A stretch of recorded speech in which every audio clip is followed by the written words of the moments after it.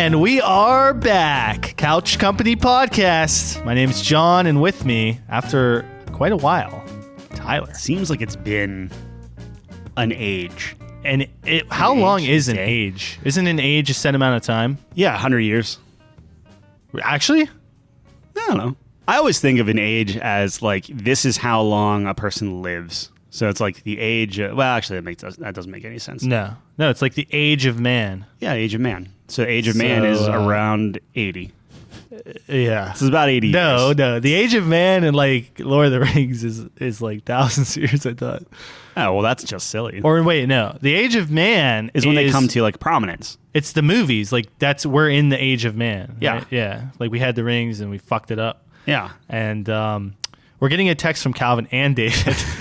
Calvin about how long an age actually is, and David about how I'm wrong about. I could probably research it right now on the spot. I love leaving it out there. Yeah. I'm sure it makes people just... I think it's a century. It's an age. I think... century sounds good. It's 100 years. No, that's too long. Fuck. For an age? I don't know. Yeah, I don't know. Century. Okay, let's go with like that. Enough stuff. Couch Company, century, final answer. It's locked in. Did you know that a butt is a unit of measurement as well? A butt? Yeah, it's like a buttress. No, just a butt. Oh. It's like a huge container, I think, and they used it for wine. It's like really big barrel. How many cubits is that per butt? About several. 100. About an age. About an age. What are we talking about? Well, we're talking about units of measurement, my friend. Yeah, and you were worried that, I was worried that, man, after having a couple of weeks off, it'd be like, can we just jump right back in and talk about stuff? Here's what always happens. Like, you say something like, and I call you out for not knowing what it is, or vice versa. Right.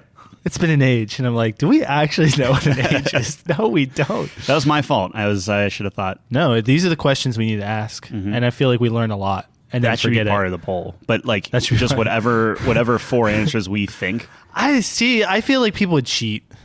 100%. I have no faith in people. People are cheating right now. Someone's Googling it right now.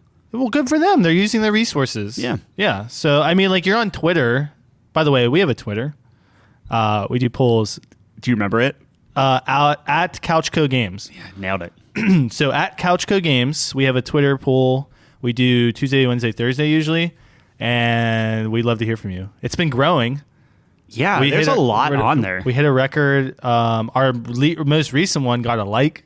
That was awesome. Nice. I was like, right. Yeah, someone like that. Yeah. So go take those polls, man. Those are a good time. We try to come up with interesting topics for that. It's rather than begging everyone to write in with questions and be like, hey, ask us anything or whatever. Now it's like, we're going to ask you things and then talk about what we think you meant when you voted a certain way. I know, right? Doesn't that make perfect sense? Anyways, what were we talking about? Oh, of course. Wait, what? We're talking about rings with Lord of the Rings. Rings. I thought you were Lord of the do Rings. Like a transition. Speaking of rings, wedding rings are a thing. Yeah. Wedding bands, as they're called sometimes. Wedding bands, yeah. Because much like a band, the two are now a group. And they have to work together to entertain. With a 50% chance of making it big. Yeah. Wow, that's actually kind of dark. Yeah. Anyways, Tyler got married. I got married. And congratulations, Tyler. Thank you. You must feel pretty good. I do. I know we were talking about it. So as a peek behind the curtain, we'll get into this later. Like, we actually pre-recorded. Tyler, there's just no curtain anymore. Okay. Curtain's gone. Curtain's gone. As you guys are watching you just see us backstage. Pulling the levers. We did record an episode that was going to air on Monday, which would have been a couple days after the wedding. Last Monday. Yeah. Yeah.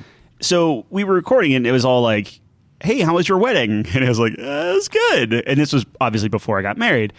And we ended up just scrapping it because it was just like, look, the wedding, for me, it was a blur. It was like this black hole. And I know a lot of people said that it was going to go fast and you know, you're not going to remember anything. You're not going to be able to eat, all this stuff. But like, holy cow. Like, it was from, I got like 4. I mean, we were taking pictures at like 2:30. So it was all day. Yeah. But man, the day was like gone. It was insane how fast it was. I don't remember, and this is nothing, like, it was very nice, but I don't remember, like, people were talking to me, I'm talking to them.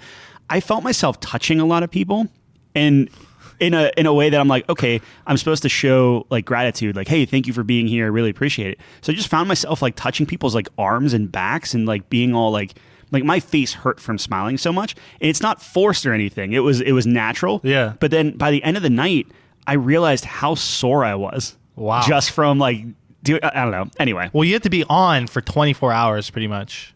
It was, Not 24 yeah, hours, I mean, but it like was 12 like, hours. I would say 12 hours. Yeah. Yeah, that's crazy. Yeah. Like actually being on, like you can't check out. Like you are the show. I dude. certainly tried to be. I don't know. Like seeing all my family together, seeing all our friends, and honestly, like even meeting some of Chelsea's family. Like there are a few people in town that I heard a lot about, and I just never met them. Yeah. Nicest people in the world. Oh yeah.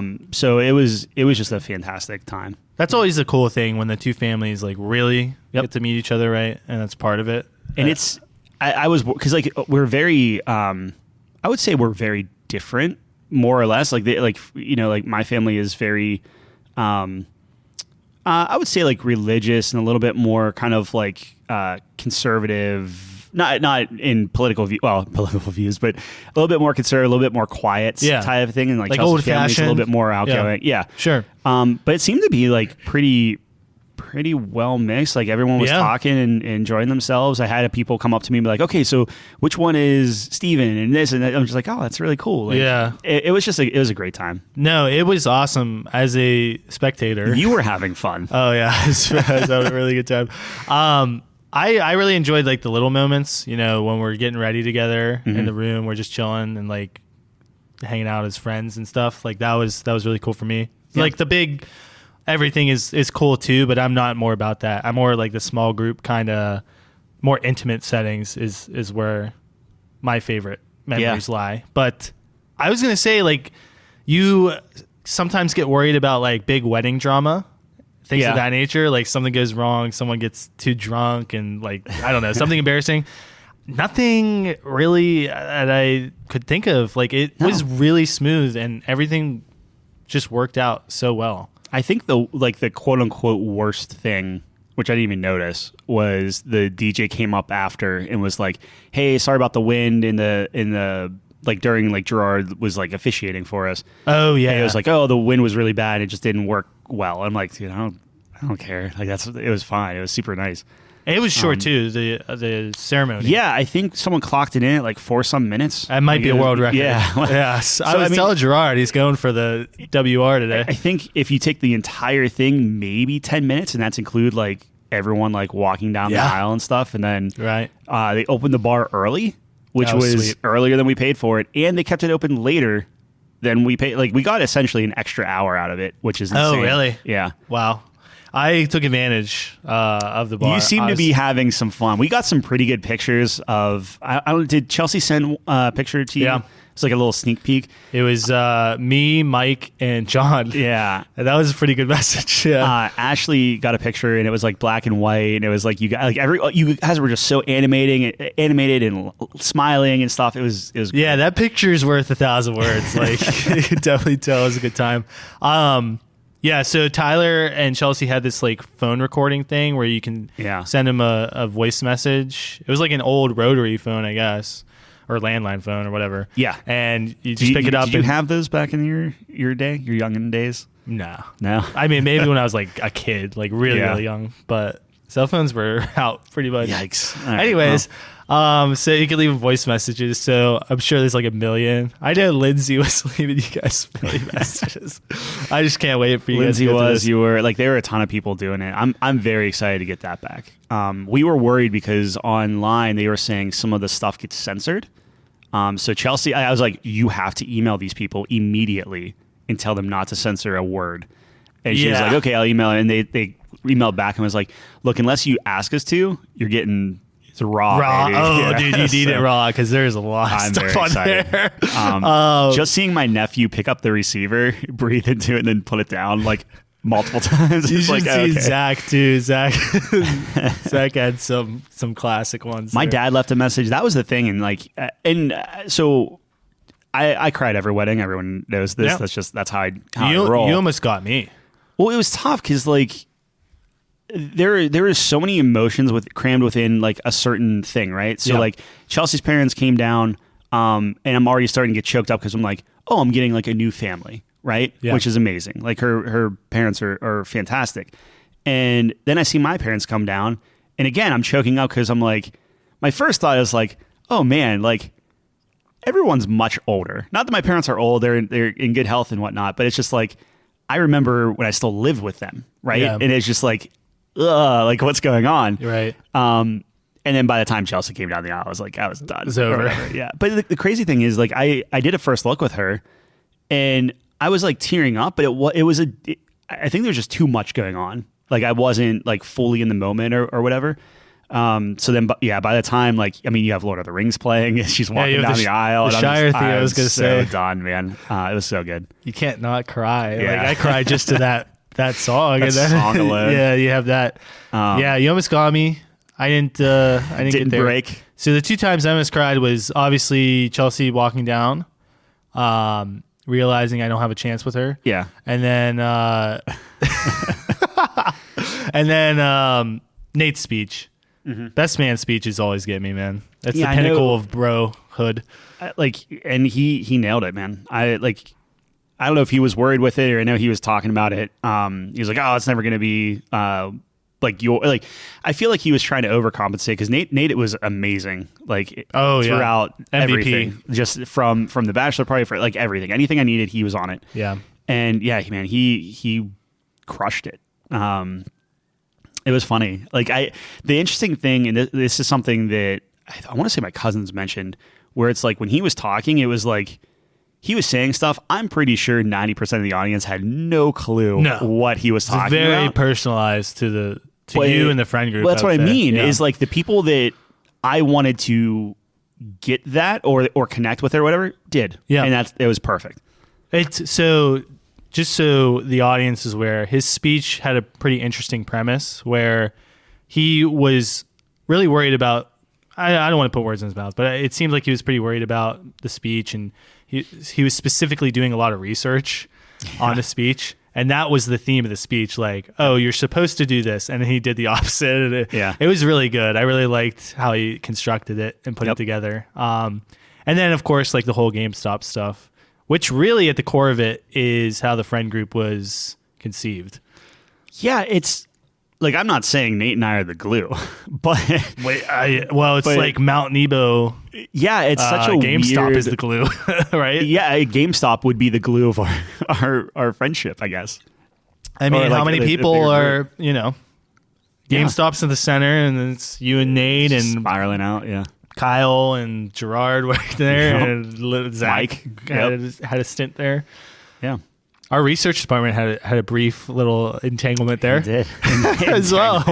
Yeah, I am one of the only ones who didn't. To this day, Zach impressed me more at GameStop than anyone else. When I walked in, and I caught it. It was like he was fairly new, and it was the first time I ever saw him working. Right. And some person pulled up like this game, just a random game off the wall, and Zach walked over and was like, oh, okay, you like this game, cool. And he just started like rattling off like, oh, it's by this developer and it's this musician or whatever. It was like the amount of knowledge he had about the people that made said game and other games that they also made. Yeah. Not just within the same like universe or whatever. It's not like, oh, I'm not just going to give you a sequel. It's going to be like, oh, if you like this game and this composer, they also did this completely different thing. Yeah. And I was so impressed by that. I'm like, that's the kind of employees that GameStop needs to get, of just pure knowledge. Right. It's right up his alley, right? Like in our Discord, he has a whole news section. Yeah, he runs the newsstand there. Yeah. Yeah. So anyways, that's the birth of the friend group. Yeah, it was. Overall, the wedding was phenomenal. It was over way too quickly, but I'm happy that it's done. We opened a joint checking account. Yeah, you were telling me. So that's pretty official. And I walked in, and this is the first time kind of I always say like, hey, I love you, wife, or whatever, because we're still in that stage. There you go. But I walked in and I was like, hey, I think, and it came natural. I'm like, I think my wife is here. And I just like smile. I'm like, that awesome. sounds good. I like that a lot. Yeah. So how true is the statement, happy wife, happy life? Is that pretty accurate? So far. I think she's It's happy. been a So I'm week. having a happy. Well, I hope so. Yeah. Yeah, I don't know. It's so far it's fantastic. I'm ready for that next step of like, all right, now like wedding's paid off, like Yeah. we're good. Yeah. And everyone was very, very generous with that. And now we're like, okay, on to the house hunting. Yeah, I hope you guys get a house so that the couch company can get I cannot, a dude. workstation. I cannot wait. That's the dream right there. Yeah. Well, minus the gaming house. That's the first dream. Sure. Second dream Sure. is probably more Whatever feasible. the gaming house falls through, we'll have a. I think have the a gaming room. house, when you said I do, I think the gaming house fell through, my friend. I don't know, man. We'll see. We shall see. There's always a midlife crisis. I'm coming up on it. What is that? 40? Well, in a more positive vein, maybe Chelsea would get really into gaming and want to be a part of the gaming house. There is a better chance that I'm going to have a midlife crisis. If you think I don't have crisis now, just looking at the universe and everything in it, Yeah, that's true. I can't wait till I hit 40 and be like, oh, I'm halfway done. Have you ever gone into like artificial intelligence? Have you been down that rabbit hole? Not yet. Okay, good. Yeah. That's not a good one. You just put it out. I will be now. Yeah, I have a whole weekend. I know. I'm sorry. Well, I'm really glad the wedding went well. It was a ton of fun. I'm glad you enjoyed it. The food was awesome. Like I thought Yeah, that you were was saying good. Tyler's like, yeah, I was just having wedding leftovers, and it was like really because it was like catering, like buffet style. Yep. Right. And usually you get like some pretty mid tier food, but I don't know, it's pretty good. I would say like A tier. I should. So we had that. We had the They phone had like thing. prime rib and Yeah. a bunch of other stuff. I was pretty hammered. by Prime that rib. point. Yeah, prime.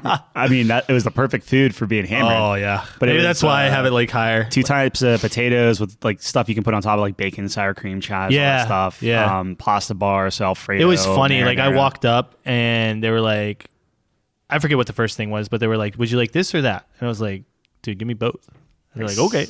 Perfect. It was like such a scam, dude. You can't Yeah. ask me this or that. The DJ carried Chelsea's plate and his son carried mine, and he's like, "All right, what do you want?" And I was like, "Buddy, you don't have to." you don't have to- just he let was it up. super nice. Yeah, that's awesome.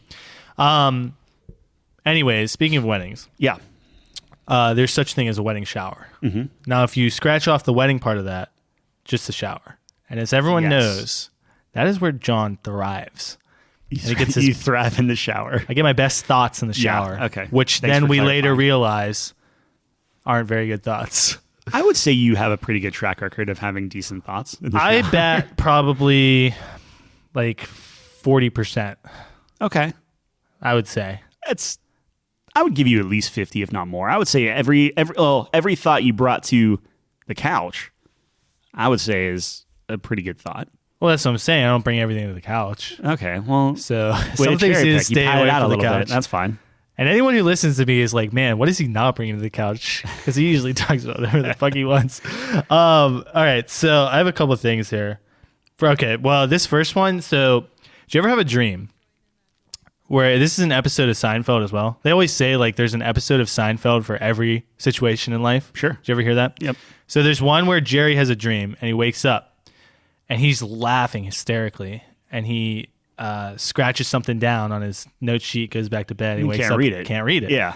And then the whole episode is like he goes around like asking people and they say these ridiculous answers. It's Goes to really a funny. doctor because they have terrible handwriting. Yes, exactly. So Or I kind of pharmacist. Yeah, anyway. either. Sure. I think doctors have worse handwriting than pharmacists. Right, but the pharmacists have to read the doctor's handwriting. So I think he went to the pharmacist to read.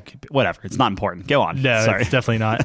Anyways, so what I scribbled down, ready for this? Yeah. Couch company socks. In quotations, I shouldn't have said that.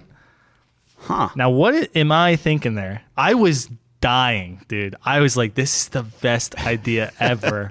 This is so funny. Yeah.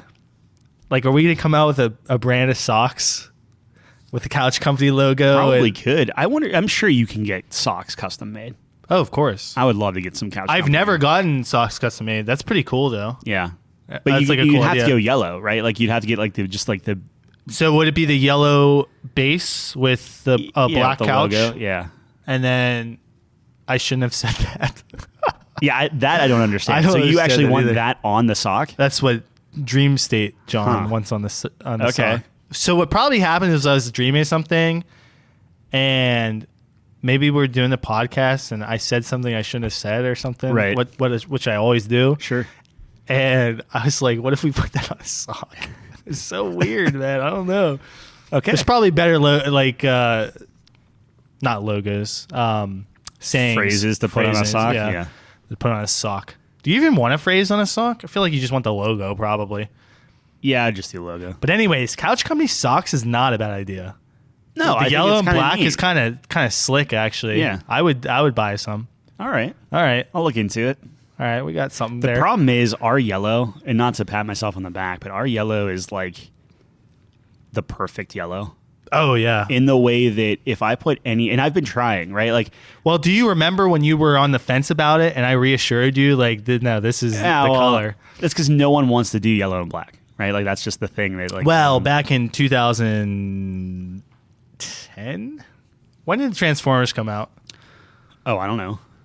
That was Bumblebee yellow and all that. Oh, yeah, sure. That was big yellow and black. But our yellow, if I put another yellow next to it, and I'm just like, okay, let's try a new background color.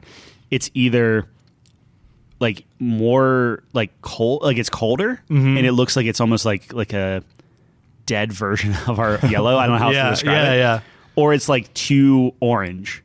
Mm. And I think I hit this middle part where like I'm not happy with any other color yellow. No, I think you hit a good yellow. Yellow's hard to do Yeah. because, like you're saying, it looks like it's like washed out. You know, if it's too light or whatever, Yep. and then you get like a neon yellow, and your like retinas burn. Well, I'm trying to put yellow accents all over my desk in my room. So like you like have like yellow computer lights and have the notebook and stuff, and it just. Did you make your keyboard before we came up with our couch colors? Technically, yes. Because a Couch Company keyboard would be sick, like black and yellow. I do have black and yellow With a couch keycap? I could do that. Yeah. That'd be easy to do. Yeah. Oh, speaking of keycaps. I did give everyone some keycaps. Those are so funny. Just little penises. That's what I did. Tyler asked us one day, he's like, are you guys all circumcised? We're like, Yeah, what? well, I was originally going to. How funny would it have been if like one dude wasn't? And then Well, that was part of it. Is I was going to sculpt, and I came home one day, and I don't want to keep going back to the wedding, but I came home one day. it's big. And Chelsea and Abby were like baking pies. Yeah. Right. And I was like, I know what I'm doing for the bachelor or the groomsmen gifts. American Pie? No, I was just like, I'm going to sculpt them all keycap penises. How do you get from pies to? Oh, they were just working on the pies. I thought of that. Oh, that was extraneous information. Yeah, sorry. Don't worry about that. Well, the only way you can connect the two is like American Pie. Yeah. No, but That would have been a good bridge. that would be all right. But I was going to do these things of like, I'm just going to think long and hard about each individual groomsman's junk and sculpt what I believe is what they look like.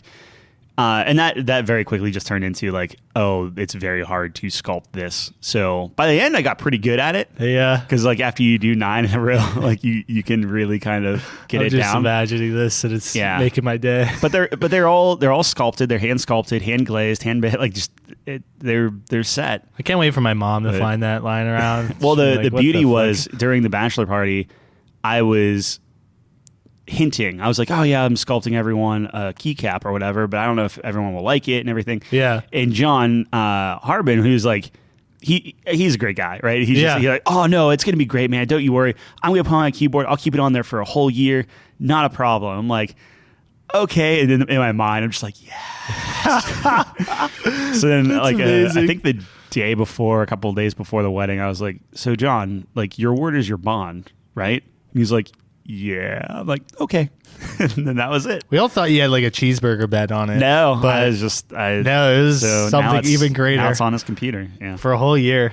He might keep it on there forever. He might just say, "I love it." I don't know. It was fun. But what were we talking about? I was Shower talking thoughts? about Couch Company socks. Anyways, we should do Couch Company socks. So I created I have the outline of a little, not like a jingle, but like a Couch Company, like a theme. Okay. Something like a little theme. What would you call that? I'm like blanking on what you would call that. like a transition. Jingle? It's like a jingle, but it's short. It's very short. It'd be like 10 seconds. Okay. I guess a jingle could be 10 it's about seconds. So that's in the works. You gonna sing it or you? No, I'm not going to sing it. Oh, okay. But because I need to loop myself because it is with the voice. Oh. So it'd be 4 voices. So you're gonna do 4 voices, loop them all together. So you know the thing where you can sing a part and then you hold that and you move on to the next part. Yeah. I guess it's a looper or whatever, right? Mm-hmm. So that's what I need for that. Okay. But that's big on TikTok. Yeah. So that'll be cool. I'm actually excited for that. We'll I don't put know what that- we're going to use it for, but We could put that in the transition. So eventually there's going to be ads in the middle of this. So we put that in, goes into the ad, and it comes back. oh, that would kind of be perfect because Yeah. it sounds like a little bit like a radio. There you go. 96.8. Perfect. Yeah. All right, so that's something I was thinking about. So I was getting this first starting stages of that in the shower. Okay, and then here's the real big topic. Ready for this? So I was in the shower and I'm thinking to myself, why Is this all the same shower? probably not because we haven't recorded so long. All right, go on. Sorry. Yeah, in my 2-hour long shower. I feel like you can have like 3 of these thoughts. Oh, yeah, for sure. Yeah. I only have 1 thought per shower. So I can't, it's 1 in the chamber. Yeah. It's like that game in Call of Duty. You remember? 1 in the chamber? Yes, I do remember I was that. really good at that game. One in the chamber is very good. Yeah, it was a fun game. Anyways, why is it easier to destroy something than to create it? Not only physically, but you see this mirrored throughout a lot of other aspects of life. In relationships, you can destroy a relationship in 1 action, Yeah. in a couple words, Yep. 1 fight. But it takes You so can much kill time and someone effort. instantly, Right. Versus like Go to people jail. try You to can have kids destroy all the your time. life Yeah. much easier than you can create your life. Like create a good life, I guess. You can Sure. ruin everything. But also physically, it is much easier to destroy a building than to create it. Yeah. Why is that? There's got to be some sort of universal theory on like this. This is a good one. I You don't like this one? Yeah, I wish. That's a good question. I like. How much of that is based off of like our society, though? Right. Okay. So I agree with you. I think it is much easier to destroy things than create things. But maybe it turns into something where it's like creating things brings a sense of joy, purpose, accomplishment, stuff Right. like that. So if it was easy to do that stuff, maybe you wouldn't get that sense, and then we would create less. I don't know. Well, I feel like we're naturally inclined to create things as humans. We're very good at that, and that's like our instinct, I would say. But I mean, we're also very good at destroying things as well. I was gonna say That's the polarity of it, right? That's the yin and yang of it, where it's like we're very good at both. yeah, But one side of the spectrum, like you would think in an even world, in an even universe, right. it would take the same time to create something as it would to destroy something. It's balanced, right? But it's not even close to. Now, I did ask my friend this, and she's smart, and Yeah. I think she's getting her doctorate in Psychology. biochem. Oh, okay. So she gave me a scientific answer Mm-hmm. where destruction is chaos, Yeah. and the universe's natural state leans towards chaos. Sure. You just look. I mean, you know more about the universe than me. You look at all those videos, but all the black holes and shit. And Well, I mean, I guess know. it's all point of view, right? So if you're looking at, and this is just me playing devil's advocate, but if you're looking at stuff on like, okay, it's you destroy it. yeah, I guess my thing is like, what are you creating? So for everything that you destroy, you're creating other things. So for instance, if you want to take your example of you're talking about like conservation of matter. Like you destroy a house and now you have a pile of rubble. Yeah, not necessarily. I mean, yes, that could be one. But Right. I guess my thing is like, okay, you're destroying a building. Yeah. How many jobs are you creating? Or you destroyed a relationship because you screwed up. Oh, I see. What opportunity did you create? Like, if Like a I cause and if I effect. screw up with Chelsea, now I create an opportunity for you to swoop in, right? So something like that, where it's like you're always looking at it like kind of with destruction, maybe like kind of like right on your nose. Yeah. Like it's kind of right in your face. Yeah. But long term, it might be creating things that you don't even know about. And again, I'm not saying that's easier or harder or whatever, but how much destruction is pure destruction and how much of it is just kind of repurposing something into a new thing? Yeah, I think there's definitely something there. So you look at like some more notable destruction that's happened throughout the course of history, and very quickly new things are implemented and created that make it a better place, I guess, or a better system, or whatever the case may be. To either prevent a subsequent destruction or bad thing that has happened. Yeah. Exactly. So, you know, that you kind of think back on and you're like, wow, I can't believe that we didn't have that in place initially. It took that destruction to reveal what was wrong with things, which I guess, I mean, trial and error, cause and effect has always been a big part of what we do as well. I like the chaos theory. That's a good... the chaos theory is pretty good. I mean, you look at atoms, she's a smart cookie, and everything like that. They're kind of moving all over the place. And you have some deep thoughts in the shower. But, I mean, aren't they structured, though? Like, you look at molecular structures, and we can identify what things are, right? I mean, I don't know. It's not randomness. It depends on what... Like, do you believe in God? It's really what that kind of boils down to. Is that where we always right? end up? Yeah, I mean, I don't know. So I was very curious about that topic. It kind of goes into as well, like, you know, is it easier to be bad than good, right? And I feel like that's kind of mirroring the same idea. Or you look like the news, right? And like all the stories are bad because it's like, I guess we gravitate more towards that. Well, that gives the most ratings, right? Like not even ratings. Well, we gravitate towards it. Why is it more entertaining for us to hear something bad? Like a car chase is more entertaining than a tree planting. Yeah, or like a puppy got adopted. Or whatever. Yeah. Well, actually, cute puppy video or car chase? What do you think would get more views? Let me put it this way: which is going to run its course faster, a cute puppy? I will say this: the YouTube overlords. You search one cute puppy video, you will not get that out of your feed for months. That's all right. I swear to you. There are worse things. Try it. That's actually a good prank for your friends. I don't have to try. You spoke it, so now my phone's going to be like, no, I'm on it. Don't worry. Don't worry, automatically. Guys. Yeah. That's a good prank for your friends. Like, look up a couple animal videos. You can't knock off all my Seth Meyers and Russell Brand. Oh, wow, dude. Man, what was it? That late night shit is it's so rigged. Like, you see, like, Jimmy Fallon get, like, 15 million views a day, and it's so disgustingly rigged. Like, they have to be paid off or whatever, dude. It's so, I don't like so any stupid. late night host except Seth Meyers. And I only like his closer look stuff. That's all I watch. I watch the 10, 15 minute clip. I like Conan. He's fun. I don't... I mean, I don't watch any of their shows, but I do like Conan as a personality. I think he's actually funny. A lot of these other guys are not funny. Yeah. Like, do you think Jimmy Fallon is like actually funny? I don't think anyone thinks that. Jimmy Fallon's actually my least favorite out of everyone at this point. Yeah, I feel like he's gotten progressively worse as well. I'm again very biased. Seth Meyers makes me laugh out loud the most out of all of them. Yeah. Even Conan and everyone. Like, he's just... I don't watch funny. a lot of Seth Meyers, so... Yeah. But anyways... that's how I get all my world news, my very biased left-leaning world news. Yeah. I was on the phone talking to my friend, and I was like... Or no, I was texting. So I was texting, and I was like, hey, we were talking about music, and I was like, do you like the Red Hot Chili Peppers? And she was like, yeah, they're okay, and blah, blah, blah. So we were talking about that. And I was like, yeah, they were on like that carpool karaoke thing. And that was like such a funny episode. Oh, okay. Carpool karaoke in my feed. Yikes. Like hours later. I was like, this is so gross. What can you do? There's nothing. Like, you can't do anything.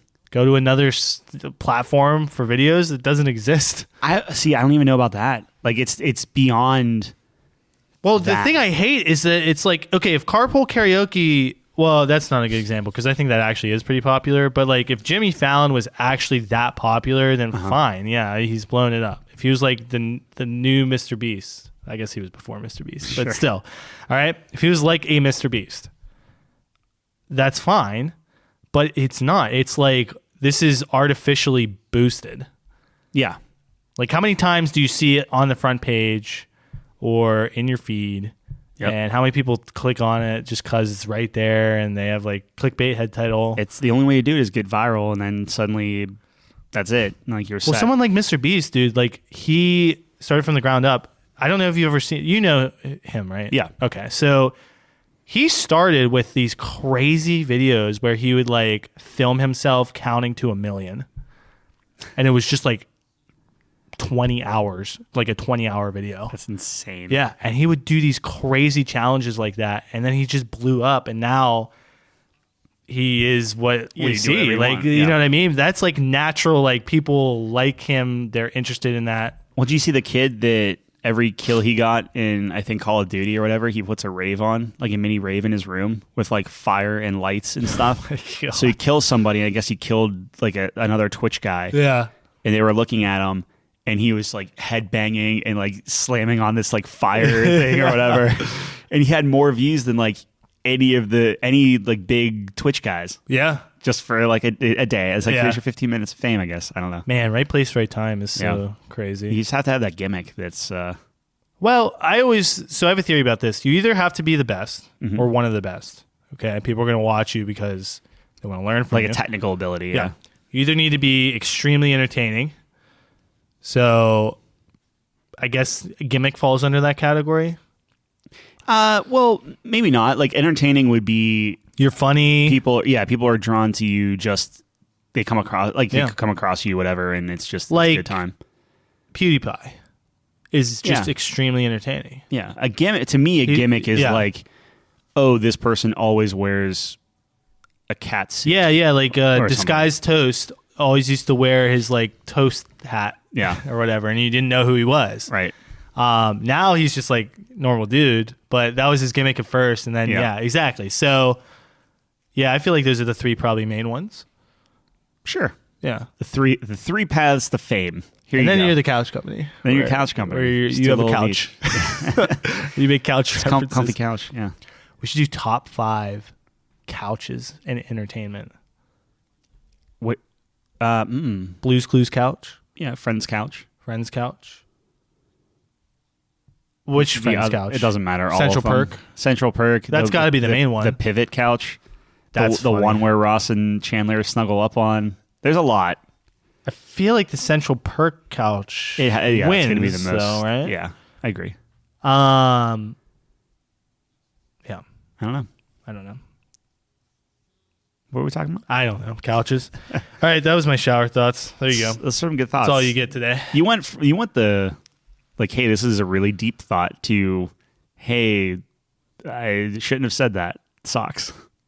I don't know why I shouldn't have said that. Socks. You leapfrogged from that to like a very like there's a little button on it. It's internal like, thing. I shouldn't have said that, and then like a laugh track. I don't know. I feel like a couch company tie. That'd be cool. Yeah, I like the socks.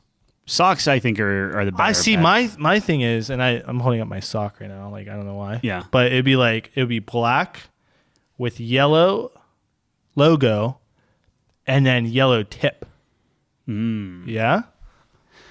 I think that's the better looking sock. You could just have both and then like invert the colors. Invert it, yeah. I don't like maybe like a black tip though. That kind of seems weird to me on your toes. Yeah. I mean, you're never going to see the tip. So maybe like the solid yellow color would just be all yellow and then the logo's black and stuff. We'll talk. I will find these socks and I will get them. We should see if we get custom made socks. Yeah. That'd be sweet. I'm sure we can. All right. Speaking of socks, we got some polls to go over. Yeah. Are you going to change the order of the polls just to get that transition? No. Oh, okay. Oh, yeah. There is one about socks. Yeah. All right. So our first poll, we have a Would You Rather Wednesday. Mm-hmm. And again, this is at Couchco Games. Yes. So our Would You Rather Wednesday, we have like 1 million piled up, so bear with me on this. I can't find it. There it is. Okay. So our Would You Rather Wednesday on 4-6. Wow, this been a while. this was a bigly voted one. Bigly voted. Yeah. Would you rather have a pebble stuck in your shoe all day or a wet sock all day. The stipulation is you cannot dry your sock or remove the pebble. Like it's in there. So here's the thing. Then by that logic, it's you have to have a discomfort all day. Yes. Right? It's literally which discomfort is worse. Yes. Okay. Continue. If you want to think of it that way. Yeah. It doesn't sound as good, but yes, that is what it is. So, wet sock versus pebble in shoe. Pebble in the shoe, so this is what they would rather, which means they're more comfortable with this state of being. 30 people are more comfortable with the pebble in the shoe. That's insane. Yeah. That's insane. Wet sock. It's not insane. I would do pebble in the shoe as well. What? You would rather walk on a pebble? Have you ever had a wet sock, man? It is the worst feeling ever. But a pebble in your shoe, you can't walk. You're hobbled. I don't care. You can at least walk normally with a wet sock. I don't do a lot of walking. You can run. What if you're getting chased and someone's about to mug you? They picked the right day. Because you can't run. You're just gonna hurt your foot. Yep. All right. You're gonna hobble. For me, it would be like the wet sock. 24 hours you're leaving of a puddles wet of sock. water. Maybe your mugger slips and falls, hurts themselves. Maybe you mug them. Midnight starts. Yeah. And you have a wet sock. I do not want a wet sock in my bed. That sounds like the worst feeling in the world. It's 24 hours. I would say No. It's 24 hours, my friend. You have a wet sock in your bed, unless you don't plan on sleeping. But how is that fair? Why? Because you're not going to have the whole point is a pebble in your shoe. Yeah. When you're not going to have a shoe on. You have shoes on in this scenario too. Or you're just going to wear shoes to bed? Yeah. That's so stupid. that sucks too. No, it's better to have a wet shoe then. A wet shoe? Yeah, or a wet sock because your shoe's covering it up. That's fine. Nah, still not in bed. The whole sock's wet. It's a soppy sock. Yeah, that's all right. Soppy wet sock. Maybe you have waterproof boots and just contains all the moisture. Do you get to pick your footwear? That's an interesting development. I would say it's your normal everyday shoes. It would have to be because otherwise you'd have a sandal or something. Yeah. But name a footwear that would be better to have a wet sock than a pebble. I just would rather have a pebble. I mean, there's a lot of factors here. How wet is the sock? How big is the pebble? How big is the pebble? What is the unit of measurement of wetness? I mean, it would probably just be sopping wet, you said, right? It's saturated. Isn't there has to be a unit. It's saturated. I don't know. Viscosity is for when you say wet sock, I'm thinking I just went down the Pittsburgh plunge and I hate my life. Oh, God. Which is so when you walk, it feels like a swamp. Yeah. That's the worst feeling ever. Yeah, but that's typically just because you're completely drenched. Yeah. If it's just your shoe, that's fine. I'm okay with that. Wet sock is so bad. I don't want to walk like I have a limp because I can't put pressure on my feet are going to be so pruned. It actually might be more dangerous for the wet sock. Well, I feel like you can't. Depending on how wet it is. Imagine having your foot submerged in water all day. Your skin's going to fall off.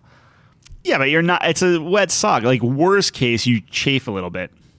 A little bit. If you're walking around all day, if you're running from this mugger that just happens to be mugging you on today. Yeah, okay, but then you're also running in a pebble. What's a sharp pebble? It just goes into your foot? Yeah.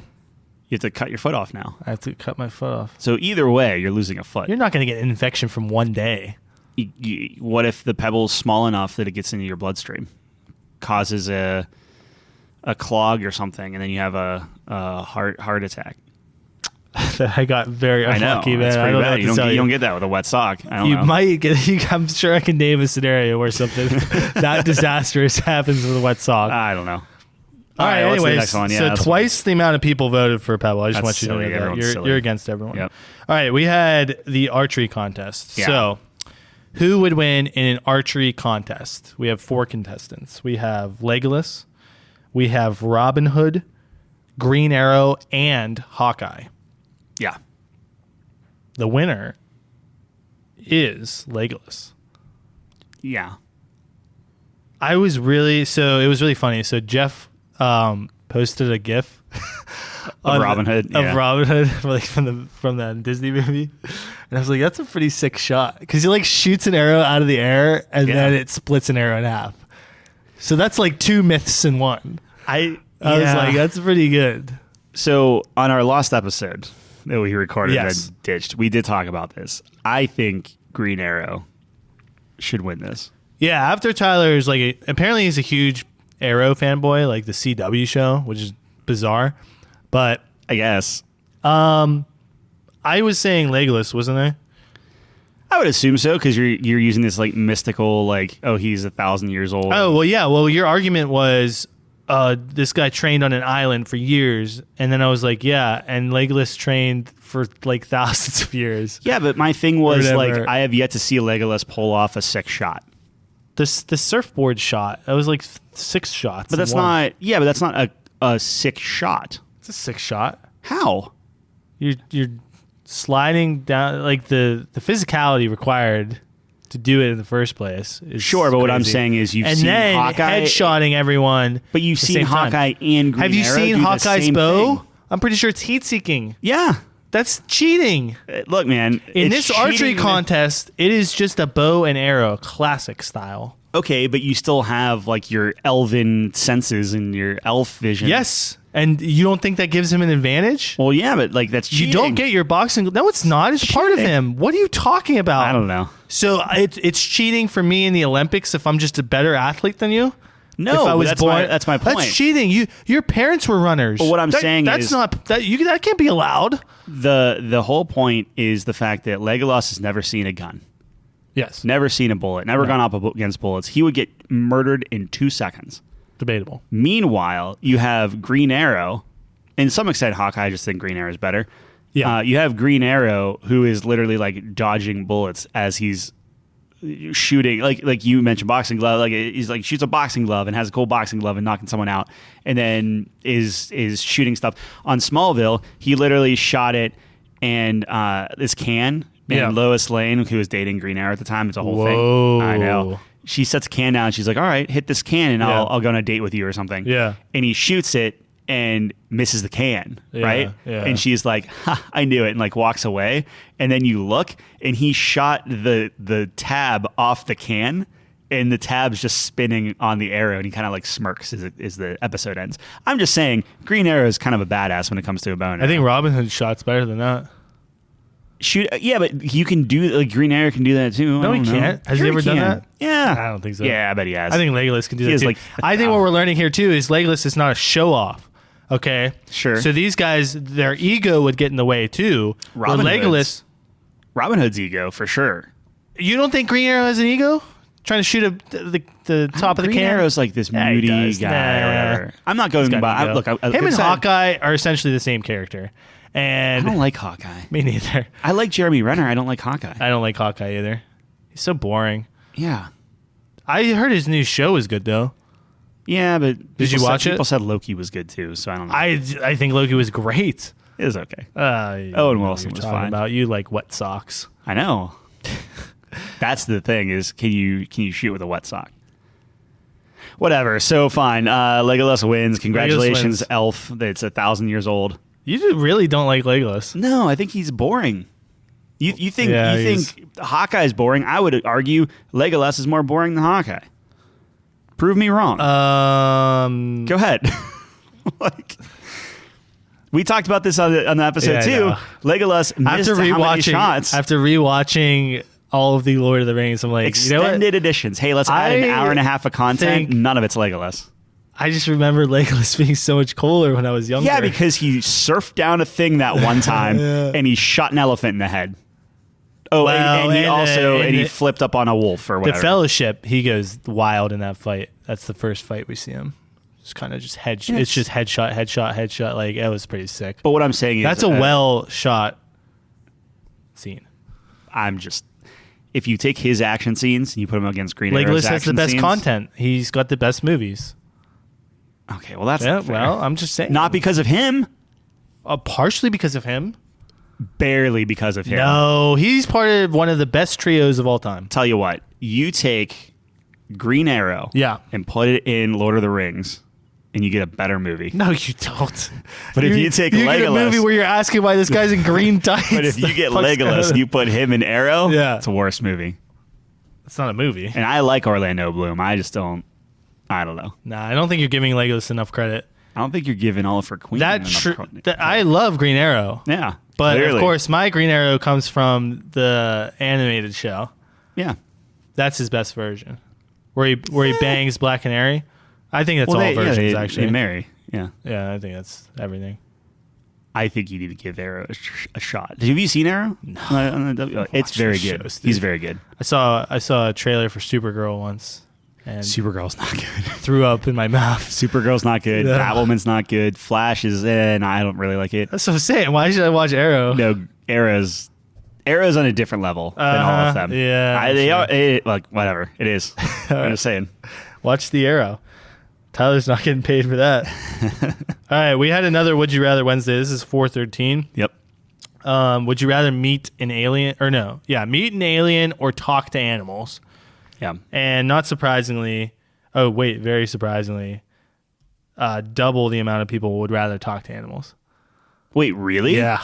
Oh, that's different than where it was. When I posted that, I was like, I would love to meet an alien. These are the most recent results from our research department. Yeah. Who tallied them all that together. Changed. That changed. That was a swing. A little bit of a swing there. I don't know what I would do because I was away for this one. I would rather talk to an animal because I'd be scared to meet an alien. Yeah, and I guess meeting an alien could mean all sorts of things. Maybe people are justifying it like, well, yeah, just because you meet an alien doesn't mean you can actually communicate with it or whatever. Like you just wave.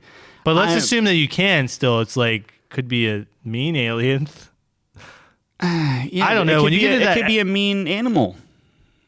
Yeah, but I have a better chance of talking an animal down than an alien. Yeah, but don't you think... So let me put it this way. And this is going to get a little dark. Uh-oh. If you want to take the alien, like a mean alien out of it, what if you talk to animals and animals are like the most depressing, like, hey, why am I a captive of you? Or why do you leave me every day or whatever? Oh. Yeah, no, but what I'm saying is like, who knows what animals I don't know. think, My dog would probably say... Why don't you feed me more than yeah? Like why are you? Then I can finally explain to my dog like you're gonna die if I feed you more than I do. Yeah, I don't know. I think it would be worth talking to. Talking to your pet would be awesome. You don't want to talk to Superman? Sure. That's why I put which is your cat, not the. Yeah, that's for the audience. Yeah. No, I wouldn't mind talking with him, but I don't know. Like then you can finally be like, hey, why do you eat cardboard, man? I don't even care about the cardboard. It's the tape and the plastic. Oh, why do you eat plastic? Then it could be like fuck with you. You got sick multiple days in a row. See, exactly. You could learn a lot. I get that. And if you're being practical, I would say it's probably easier to make money talking to animals than anything else. Yeah. Like look at Babe, right? Babe. But you would have a lot more renown. You would have a lot more renown if you met an alien and had some sort of knowledge. Does everyone know you met an alien? Yeah, have some sort of knowledge. Be like, oh, hey, by the way, assuming these aliens are friendly. I'm trying to take the best of everything. Okay, everything's based off of our experience, right? Yeah, in some form or another. Let's imagine that many years ago when the world was not colonized. Okay, what happened when fancy people went to a new land with less fancy stuff? Not good things. Sure. Who's to say that the aliens wouldn't be the same way? They would see us as uncivilized. They could be, but the way I'm looking at it is this is a personal experience. So I feel like if a bad experience is still experience. Well, no, right. But what I'm saying is if aliens came with ill intent, it's not going to be just you. It just says you meet them. Yeah. Okay, it just says you talk to them. Doesn't mean that that animals talk back. Also, something interesting to point out here is you get to meet the alien once, I'm assuming, right? Sure. You get to talk with animals forever. Sure, but it doesn't mean that animals talk back to you. But that means we could. I'm just saying. Wait a minute. Nitpick around. If we're gonna give all these. That's just normal. I know. Then what's the bull? Well, that's the whole. Gotcha. No, that's what I'm saying. Is if you're gonna put all the little nitpicky things on, it's like, well, the words. It says meet an alien. When you say you meet someone, what are you saying? Every Thursday we meet someone. Yeah, it could be. Okay, well, you meet an alien every Thursday. That spices it up a little more. Man, it's only like 12 characters you can put on these polls. I know. What I'm saying is, it's this cordial, like, hey, this alien imparts wisdom to you, or you talk to an animal. But a majority of people said clearly they just want the animals. Nobody wants to. You're really against the grain today. Yeah, no one wants to improve civilization. My bad. I'm surprised because usually you're the one who's cautious and reserved, and I'm the one who's like, oh, but Tyler, it's, and everything like But that. it's an alien. I don't know. I'm like, dude, I don't know what's going on. You fear the unknown. It's very scary. If you meet it, now it's not unknown anymore. Now it's like, oh, there is something out there. Oh, there is this out there. Well, the unknown of speaking to an animal, there's an unknown element to that, but I know more about what I'm getting into. I've seen animals my whole life. Yeah. I have context clues based off their emotion and responses to things, right? So Right. I have an idea of what they're thinking, but now we're getting clarification. I think it'd be cool. I'd probably become vegan very fast, or vegetarian, I should say. Instantly. Yeah. As soon as first cow I talked to, I'm like, fuck. Hey, how was that wedding prime rib? Was pretty good. Just eat chicken. Yikes. Yeah. All right. Next up, all right, so now we're back on actually, we did our Super Fight episode, which was our last episode. Right, yeah. And I know, I'm just exciting you Excuse about me. this No, one. This is the exciting so part. tired. Yeah. Because the audience voted that Tyler and Jon beat Nate and Jeff. I feel vindicated. Yep. Also, going up against Doctor Who seems kind of... I think we won unwinnable. because we had more entertaining reasoning. But again, we had to because we got absolutely abysmal matchups. I was listening to that episode again, and I forgot that the whole fight was done in a sandstorm, and we barely mentioned that. Yeah, but you start adding like all that. those cards, and Yeah. it's like you start forgetting some of them. So I think you got to do that a little sparingly. That was a fun episode, though. Well, Nate had a really good idea. We were talking about it, and a better way to do things would be to pick your opponent's character. Yeah. And then you get to pick your own ability to bolster consolidate. it. Yeah.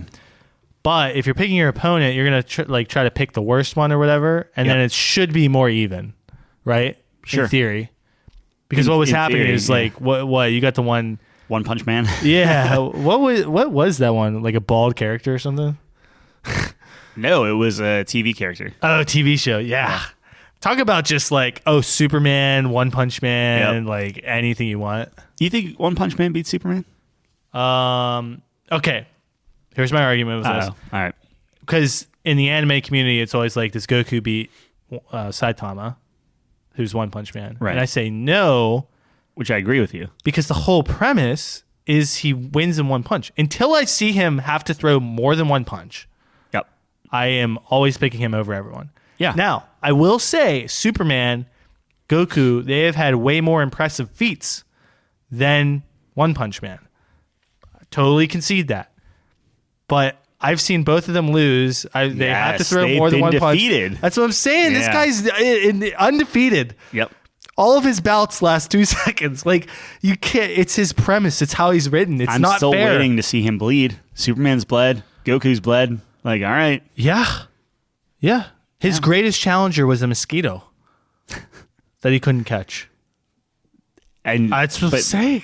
now, again, in terms of amazing feel, like Superman punched a planet and stuff like that. Completely get it. You have Right. Goku fighting so hard now that he's splitting reality and jumping through universes. Right. So until I see otherwise, Saitama beats everyone. I'm with you 100%. Yeah, so I love One Punch Man. It's very it's good. very good. David's been reading the manga. He says it's really good. Yeah. He's about to fight Garo.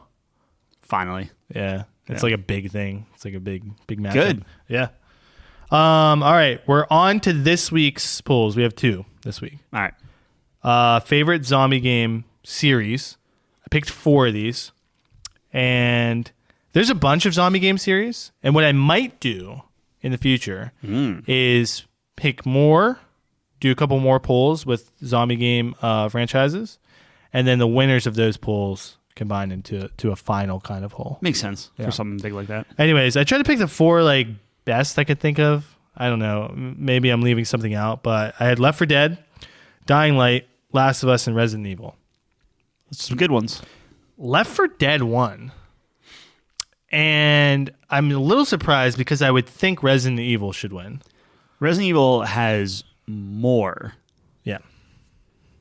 Well, I can't even say it's not. I mean, You The have last few Resident Evil games have been bangers. Resident Evil 4, fantastic. Yeah. You have the OGs, which I don't know if you're big on, but like 4 was really 2 when was I very played it. good. I think 3 was good as well. 4 was very good. And they remade those. But yeah, exactly. We didn't even get to the remake of 2, which is incredible. Yep. I don't think the remake of 3 did as well. But It did well, but it was just like, yep, it's yeah, like, I what we don't know. expected. Yeah, I get, people- you think like 2 is more of a surprise? I think 2 shocked a lot of people on like just how good it was. Myself included. I loved it more than 4. Wow. Yeah. But then you have like the newer ones too. Not the remakes, like the 7 and 8, yeah. 7 and 8, and what was the... I'm sorry, it was Village. Village, but yeah. Is with that 8? VIII. Oh, Like, I see. yeah. Yeah, I mean, they do really well with those games. Yeah, I mean, I think that just goes to show a lot of people are looking at it from I would assume a multiplayer standpoint. I can't imagine anyone picking Left 4 Dead because they love the It has to single be. player Yeah, concept. right? Of course, Yeah. it's not like I mean, you story have to your it. Back 4 Bloods that spawn off it and stuff like that too. But I don't necessarily count that, but no, I'm not saying that's part of okay. Left 4 Dead. I'm just saying like if you're looking at other zombie games, there are other ones out there, but that one's very, very good. oh yeah. So I mean, there's a ton of them out there, like Dead Island, and Yeah. well, Jeff was bringing up on our replies there. If what is it called? Exodus. Oh, Metro? Metro Exodus. I don't think so. I almost said Metroid. Yeah, no, I wouldn't count that. That's not zombies, right? For me, my favorite zombie game is Call of Duty Zombies.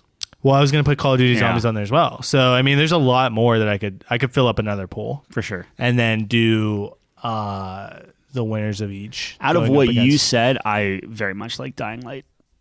Yeah, so you were the lone vote for Dying Light. Oh, really? Was Yeah, that it? Oh, which geez. is, that sucks. Funny. Dude, but that's it has newer. It has better movement. It was just this open world, awesome. It's fantastic. I don't know. Yeah, but I don't know. When you're thinking of a zombie game, and this kind of goes to the credit of Left 4 Dead, you have like all the special infected. Mm-hmm. So when you're talking about pure zombie experience, you know, that might give you But I don't points. think another zombie. I mean, granted, like Resident Evil has its moments of like terror and different things like that. But like, I mean, Dying Light, when you're at night, like it's scary. Like Yeah. you're running and you're like vaulting over things as you're just getting absolutely chased. Well, I mean, the thing about Dying Light is your movement's so good that you feel like you can escape. Whereas in like Resident Evil, you're so slow. Yeah, it's just that when this different guy ways with of the doing it, chainsaw sure. is coming at you, you're like, fuck. Yeah, that's a good point. You gotta move, Leon. Even 5 I enjoyed Yeah. for that. I didn't Yeah. like 6 so much, but 5 was fun because it was just like a dumb action game at that point. Right. Yeah. So I don't know. I think it's a toss up between those two. There was not much for, well, by those two I mean Left 4 Dead and Resident Evil. Yeah. But there was not much for Dying Light or Last of Us, which is interesting because Last of Us. I don't even count Last of Us as zombies because they're just like infected. You know what I Well, mean? you can say about anything. Yeah, but it's like They're dead and they come back to life. It's a zombie. It's the definition, I right? don't think they are though. I don't think they're dead. Yeah, the parasite killed. They don't like have heads and shit. They're definitely not alive. Well, I mean, they are alive, but yeah, after but it's being not dead. like, oh, I'm dead and now I'm reanimated. It's the fact that like the parasite just, and I could be misremembering this, but I thought the parasite took them over and just basically mutated them to like maybe. just- I feel like I remember sequences when they're like laying on the ground and then they get back up. I think they're just sleeping. I don't know. Maybe. I don't know. But maybe zombies are just sleeping. Maybe. All right. Well, we have one more. All right. You've seen Avatar: The Last Airbender, right? Nope. Really? Yep. Well, you got to put that on your list. I have a answer for this though. All right. Anyway, so what bending is the best?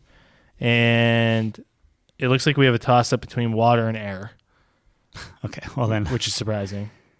Second place is earth, and last is fire, I which is thought shocking. Earth would be the way to do it. I love firebending. I think it's sweet. But What's the difference? Like, what's the point of it? Like, you're just manipulating that element. yeah, So why wouldn't Earth be just super OP? Like, why wouldn't you just win with Earth? probably would. Oh, I don't know. okay. What do you mean? Well, I'm looking at it from a practical standpoint where it's like, oh, I'm a construction worker. I'm just gonna bend this entire land, and now guess what? I could do this job that you'd pay millions of dollars for. I can do it in like a night. I feel like waterbending would be pretty useful. Yeah, especially during like a tsunami or something. Yeah. You just go over like, hey, we're gonna fly you in. Thanks, FEMA, and just the force field. There you go. I don't know why you'd fire bend. Well, it's because I think it's cool. Yeah, that's the coolest one in my opinion. Mike was asking us on Twitter if the sub bending counts, like the lightning bending, and there's blood bending and stuff. And I am not up to date on my Avatar lore. What is blood bending? Is that water? Or is I don't that remember. Earth? I think it must be water, right? But if mineral bending is earth bending, and there's a lot of iron in blood, I don't know. We have to ask him. Yeah, at some point, but I can't remember what the what that entails. So I apologize. It's been a long time. I think it should I don't be even earth remember those in the original. Is that stuff that's been added? I'm sure I'll get a text from Calvin about this, but yeah. I like fire, but yeah, water and air seem pretty. I don't know what the most popular would be. I was very shocked that fire wasn't more popular. I thought everyone liked fire. I think we're growing up. I think as a kid, fire's still sweet. Are you kidding me? It's okay. Oh, come on. Yeah. Nah. Like, I don't know what you're gonna do with it. I can at least keep myself warm. Sure, but you're not light it up. But you're not creating fire, right? Don't you have to have the element present to bend it? So like, you have earth, you have air, you have water. Fire is like, it's a very situational party trick. Yeah, you know what I mean? Like, maybe you could be. They created it. You could be a baller firefighter. No, I'm pretty sure they did create it. If I'm remembering, they were throwing fireballs at people. They didn't sit there and like create a campfire. Okay, I didn't know what you were doing with that mission. Okay, yeah, I don't know. I mean, you could either be a pyromaniac or a firefighter. Yeah, you're right. I could be a baller. That's a good idea. A baller firefighter. Yeah. I love how you think of it in like practical terms. And I'm just trying to think like, okay, if I have this power, what am I going to do with it? I'm like, I'm going to make money. This is very telling about who we are as well. Cause like I put myself in their world. Like what would I want if I was in and I just rip them into my world. And then exactly. Yeah. You're like, how can I make money off this and help the world? Yeah. That's funny. In that order. Yes. Tell me I'm wrong. Yeah. I hate myself. Right. Well, dude, everyone's like that. Yeah, or deep down, sure. Of course. Well, there's our polls. So now we're up to date on all of our Twitter polls. A lot of polls, but that was fun. No, I think they're fun. I like caring for people. It's always, not always, but a lot of the time it's a big surprise. I don't think I got a single one of those right. So no, I got a couple. Yeah, I don't know. I'm a man of the people. But every Tuesday through Thursday at Couch Code Games. That's the third plug you did for that. That's you have to. It's repetition, man. It's repetition. All right. So Tyler mentioned a lost episode. We did have a lost episode. Yeah. Do you want to go into why it's a lost episode? You might be able to explain it better than I. Yeah. I mean, so first off, it was like I all the pre-recorded stuff about the wedding. It's like no, that didn't do it justice. We wanted to talk about it. It was a very good time. Secondly, we had our top fives, and our top five was the worst corporate phrases. Yes. And it's very tough to thread the needle on like not calling out your corporate place of work and being more general, I guess. Right. So in an effort to thread that needle, said needle, we were just going, so you have to trust us that we did all the legwork and we talked through it. We vented a little bit. We did. And then came up with these five.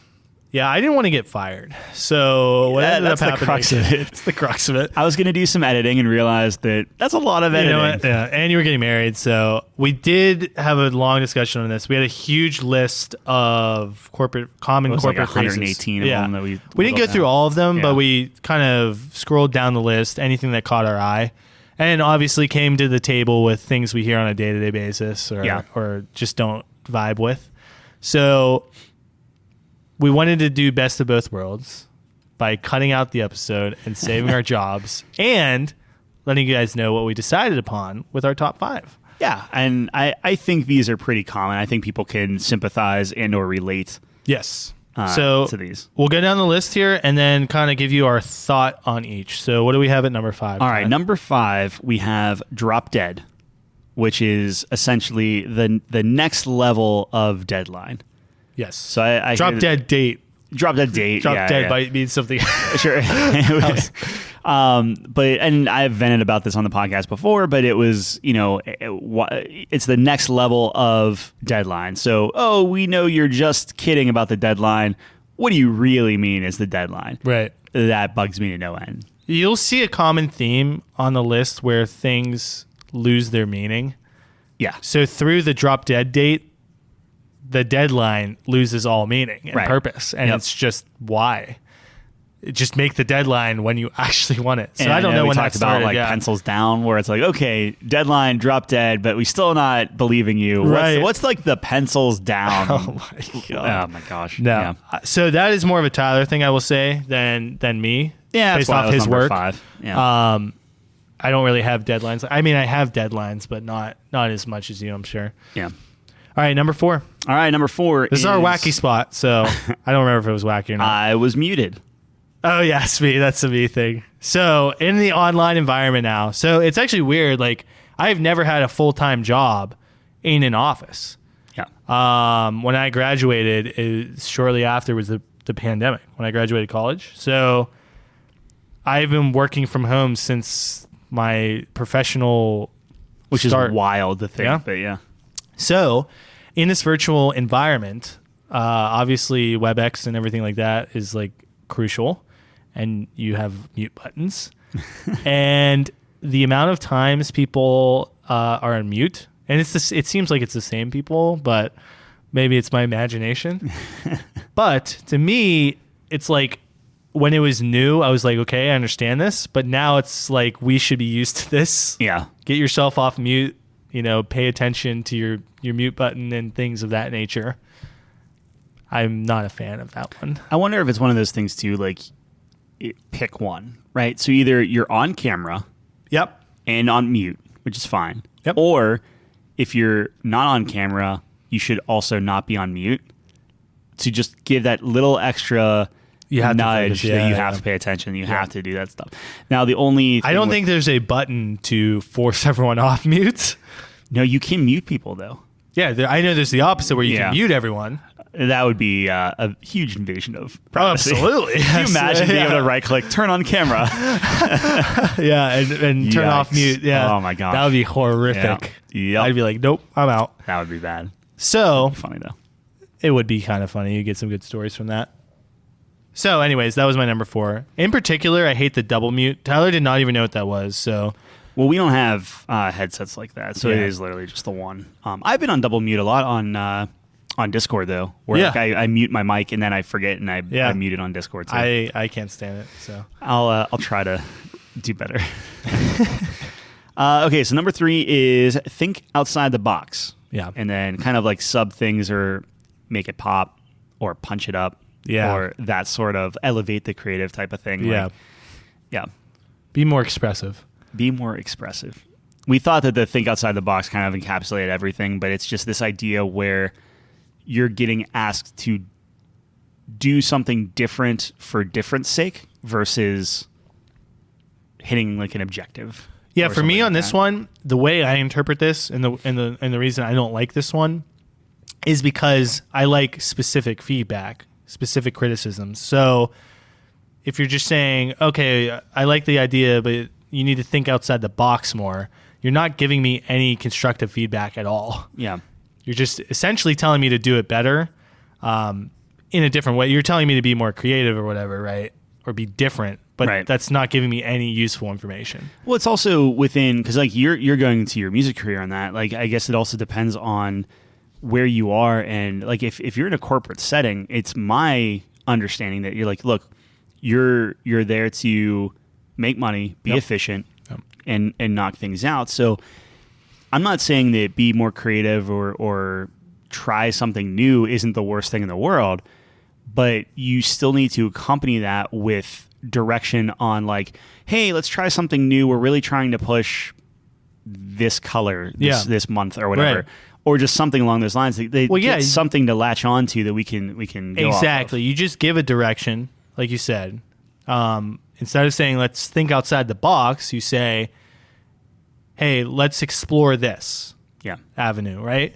And you give something concrete. Just give a North Star. So if it's like, hey, I want to like blow up everything, like we're doing an exercise in my world right now where it's like, hey, we're going to redesign like templates and different things like that in the design world. Right. So my initial directive is just like, all right, the only stipulation is you can't make it look like it was before. You have to do something new. But the other half of that is focus on hierarchy, focus on legibility, focus. Like I'm going to give you things to latch onto and really focus kind of like your thought process on. I'm not just going to say like, make it different and then that's it. So yep, absolutely. And just the final point on this, who's telling you to do this as well? And this is a big thing in Tyler's world. Well, actually in the music industry as well, a lot of the time, like if you're not an artist, sure, and you're very much a corporate type, and you're saying, hey, just think outside the box, but you don't really have a fundamental understanding of what is required to, there might be certain limitations that we have where we can't do that, right? Yeah. So that kind of plays a part into that as well, I think. There's a fine line between breaking the rules when you're a designer or artist or, whatever creative person, and breaking the rules when you don't know what those rules are to begin with. No, and I think sure. that's the fine line where I'm all for designers coming back and saying like if a designer came up to me and was like, hey, look, I understand these are the guidelines within the digital space. I understand that this is best practice or whatever. But I'm choosing to break this rule for these 12 reasons. 99% of the time, we're like, yep, good, run with it. Like, totally get it. Right. I think that's important that you have to prove that you understand the material. It's like Picasso or anything. Like, yeah, he could paint a picture that looked like a freaking photograph. Right. And then he's like, all right, I'm going to go nuts, Change the style. Right. Think outside the box. Same way in the music world, for sure. You have to understand the fundamentals. The end result might be the same. It's just how you get there. And just this, I think the idea of thinking outside the box is good. Think different, right? Yes. So that's the whole Apple thing. That's not the problem. It's the idea that it's this kind of hollow term thrown around in the corporate world. It's thinking different for different sake, though. Like, you need to analyze, why are we thinking differently? Yeah. Is like, what we're doing not working? Something's not working. Yeah, right, exactly. So what's not working? Why are we thinking differently? What kind of, in what way do we want to think differently? You can do more harm sometimes by thinking differently. Right. So, okay. That was a long way. Wow. Yeah, no, that's, we're getting up there. That was number 3, yeah. All right. So number 2 is holistic approach. Yeah, this was a late entry, and this is something that I see in my career path a lot, on how we describe things to the consumer. Mm-hmm. And to me, holistic is supposed to be this all-encompassing. Well, that's what it's supposed to be, right? That's what the word means, yeah. But it has seemingly lost its definition throughout the years, and it has become more of this sounds good. So that's why we're saying it's a big word. This is like one of those, I'm sure there's a phrase for this, but one of those, words that are highlighted, right? Words that they want to hit. We talk about the whiteboard. Like a buzzword. A buzzword, exactly. So we talk about the whiteboard room a lot. The secret whiteboard room in every giant corporation where they have all the stats and they're putting everything up there. I'm sure there's like places where we need to say this word this many times, or we're trying to highlight this word and stuff. I'm sure there's words like that. Word cloud of there's these buzzwords on this board that are saying, okay, when we hit this word, we do better. So we're going to keep slamming it. I think holistic is one of them. So you're talking more customer facing than within the corporate office? Well, that's the corporate world, because we analyze a lot of what goes out to the consumer, obviously, and create it and whatever, and then push it out to them. So it's the same. It's in the corporate world. Like when we talk about like our mission statement, we'll say we want a holistic approach to whatever. We want to do everything good. Holistically. Right, exactly. And it's just like, okay, well, yeah, that's great. Sure. But let's be specific and we want to make a buco dollars. Like that's at the end of the day. Exactly. So I don't know. Again, to me, I'm very specific oriented. What are we trying to make holistic? And it's an oversaturation of the word as well, specifically. So I hear it so much that it kind of loses flavor. Oh, I say it all the time. Right. Like I'm absolutely a defender of that. So because it's a good sounding word. Sure. It sounds like you hear Tyler in his meeting saying we want a holistic approach to this. We want to look at it holistically. That's I feel good. Sure. But I don't know. You hear it a million times and you're like, well, okay. But like when you really dive into like what does it mean? Like I understand it means we want to look at everything at once. Right. But how is that possible? Can you do it? Is it feasible to even try it? Yeah. No, absolutely. So that was a pretty big one for me. Yeah. The number one spot. Oh, okay. There we go. Circle back. Oh. You really do not like this one. No. I say it every day, multiple times a day. Sometimes I say it twice in one sentence. So the reason I don't like this one is, to me, it's an obvious cop-out. Yeah. And in most circumstances, I don't know the answer to this. I'm not prepared for that question. Whatever the case may be, I am all about transparency. Mm-hmm. I'm all about being direct, being upfront. If you don't know the answer, just tell me that. Hey, I'm not prepared for that right now. Right. Let me do some research and we'll get back together. It's essentially the same thing, but there's like this shorthand, oh, let's circle back to it. Mm-hmm. Like, oh, I know, but... And Chelsea, it was really funny because we were talking after that episode, and Chelsea, what was the one I was essentially trying to think, circle back, but it's even worse. It's like an agree to... It was like the most passive aggressive Yeah, it's like thing. you got to be okay with a non-resolution. Oh, yeah, something like that. Oh my God. Yeah. Why do I have to be okay with a non-resolution? I think there's a difference between circle back and something like we have to agree for a non-resolution or something, because one is, hey, I'll get back to you. I don't know. I use it all the time. Of course. I hate to say that it's kicking the can down the road, but there's so many things that it's like, especially as a manager, you have to like jump through a million different hoops and talk to a million different people until you get like a straight answer, and then again circle back and talk to the person. So yeah, I get that, but to tell somebody, hey, you're gonna have to be okay with like a non-resolution, directly saying like, nope, you're gonna be okay with this, that hits differently, and it's it's like something like, you're gonna have to be okay with a non-resolution. And you sit there and nod. I think we're butchering it, but yeah, generally I think speaking, we're close. Yeah. That's the sentiment of it, at least. I would lose my mind on that. But yeah, circling back, if you're asking a question, mm-hmm. at least have the courtesy to tell me why my question can't get answered. Sure. That's all I want. Just tell me you don't know. Tell me we don't have time. Hate me as a boss, because that's all I want.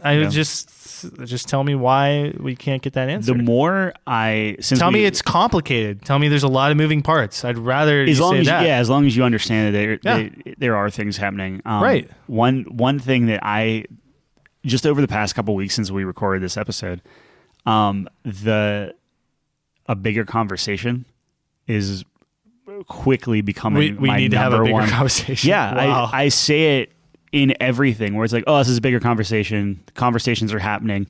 People are talking about it. It's like, it's the same thing as circle back, where it's like, look, it's out of my hands, but it's getting talked about. I say something like, we're working on it, or we're investigating a lot. It's just, when we work for big companies, I mean, that's just bound to happen. Yeah, it's just slow. There are a lot of moving parts. There's a lot of departments. There's a lot of areas of expertise. Yep. That, you need to have this. Which is valid. Like, it's like having a bigger conversation is never a bad thing. No. But that sounds ominous, but yeah. Well, yeah, but it's all that's shorthand for, we need one of every department in the room, so we can actually make. We need to decision. elevate it. Yeah. We need to have a serious look at this. Yeah, for sure. At the end of the day, it's just transparent. Like, be more transparent. That's my big thing. Be honest. Like, get everyone in the same table every time, and I feel like you would run into so many less problems, because it's always like, little meeting here, little meeting here, little meeting here, and it's all follow up, circle back. Like, well, a lot of the leadership, and I was telling you, we have this person now who's, kind of helping us in our professional development, I guess, and in our Oh, leadership yeah. area, right? And, the big thing is, people under you want to be heard or whatever. Yeah. And transparency is how you do that. Yep. They ask a question, you give them an answer, or you tell them why they can't get an answer right now, what you're doing to figure out the answer to their question, right? I don't know. It seems like it's pretty easy to me. I guess some people have a problem with like telling people no or not having everything right there. They feel guilty about that. Yeah. Which I guess I can understand, but I try to put myself in their shoes and realize I would much rather the person just be straight up with me than just tell me to circle back. and that's good advice. I remember like whenever I first got the new gig and like that's something I struggle with and still do, where you don't want to seem, because like it's like, oh, I'm the manager. I have to have it all. I have to know everything. It's just impossible with so many things happening all at once, because now before is like a designer or something, you would be like in the weeds, you would be like kind of ground level, you would be focusing on like one thing and doing it. Yep. And then when you get pulled out and you have this kind of like bird's eye view of every little thing going on, there's no way in the world you're going to know every detail about everything. Right. Now it turns into, I know enough to be dangerous or enough to point you in the right direction. You become this kind of like traffic person of like, oh yeah, no, I know so-and-so has an answer for you. Let me connect you. And you're like this operator, like doing stuff. Absolutely. It's just a different mindset. I don't know if I like it, like more or less than being kind of like hands-on. Right. Like I had a meeting today where it was me, a designer and developer. It was the best time I've had in a long time, just because it was literally like 90 minutes of just pure creativity. Yeah. And man, did that feel good. You know what I mean? Like just like being able to just block everything else out and just focus on it, where it's like we have no answers about stuff, but that's because we're creating the answers and we're just experimenting.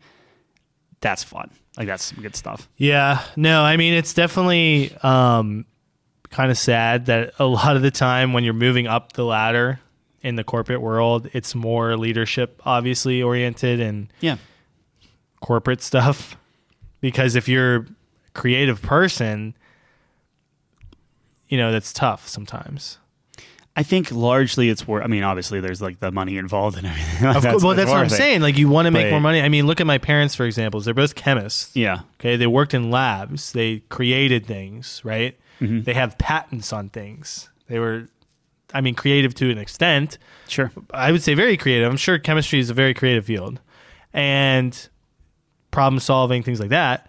They're now both like in the corporate world where they're just managing people. They have accounts. My mom's pretty much like, I guess, like a salesperson at this point. So it's kind of sad to see like, you have this expertise and then you have to go into this like very white collar corporate-esque scenario because that's where the money is. And especially whenever it's like you're in a position and then your job as a leader of people is to get like promote them and to build them up and to give them opportunities. Right. And that's the thing that like my previous manager was phenomenal about. And like he like almost to a fault, that's all he cared about was like making sure that you had everything you needed.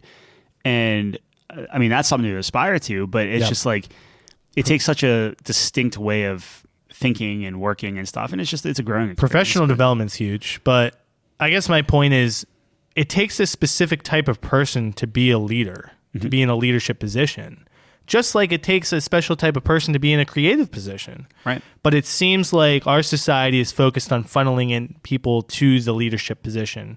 Yep. That's where everyone strives to be because that's where the money is. And that's not how it should work.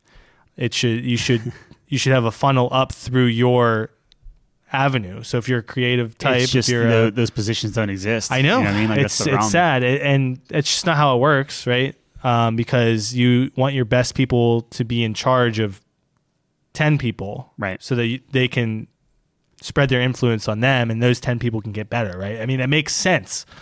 But being in charge of people, like I said, it takes a specific mindset. Not everyone's cut out for it. I know great people who are awesome people. They're very good at things.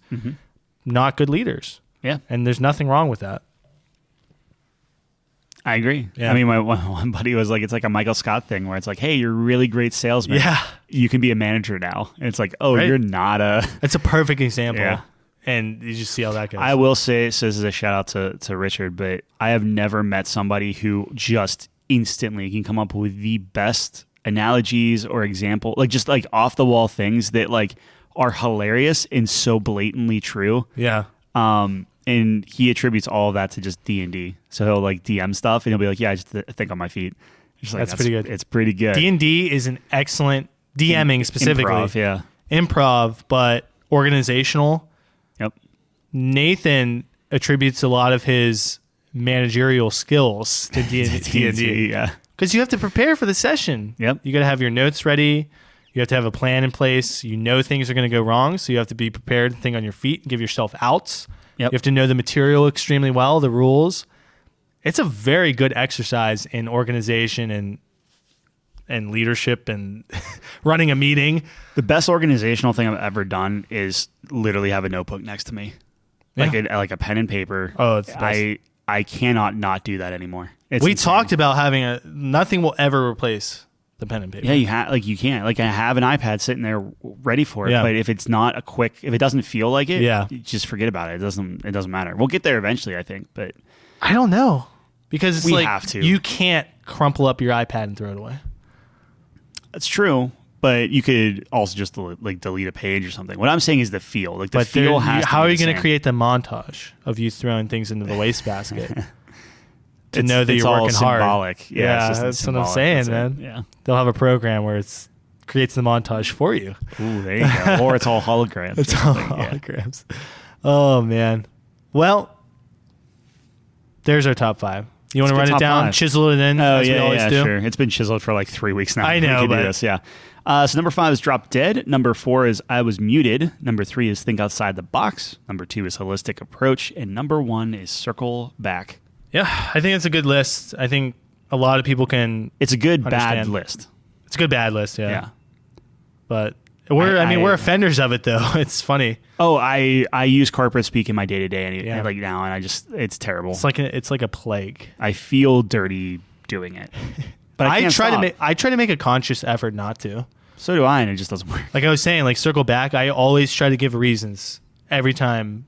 Like someone was asking me today, "Hey, what's the policy on this?" And I said, "Just came up in our last meeting. I signed someone that we're reaching out to the X department, and I'll let you know as soon as I know."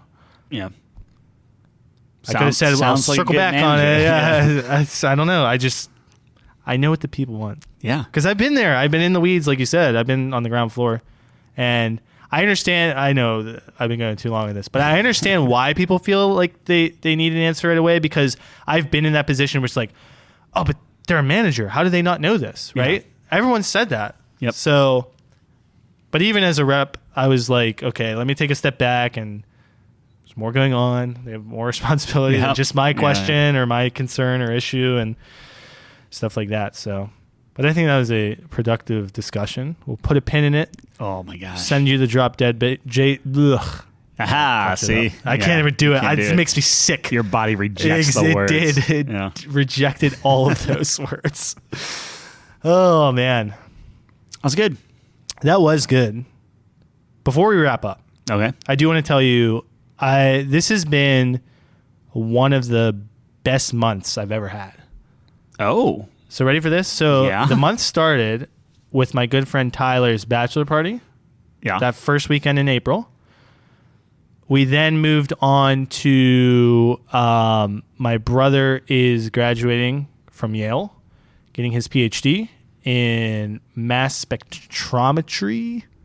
This is Evan. Yeah, Nice. it's chemistry. Well, Sure. actually, they like shoot lasers or something. Yeah, I think Big Bang did something with that.